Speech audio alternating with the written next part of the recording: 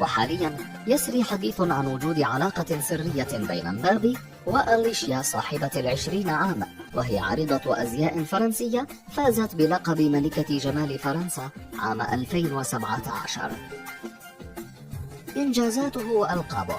على الرغم من صغر سن مبابي إلا أنه حصل على عدد لا بأس به من الألقاب الجماعية والفردية خلال مسيرته حتى الآن، حيث استطاع التتويج بالدوري الفرنسي مرتين، وكأس فرنسا مرة، وكأس رابطة الأندية الفرنسية مرة، وفاز مع منتخب فرنسا للناشئين ببطولة أوروبا تحت 19 عام.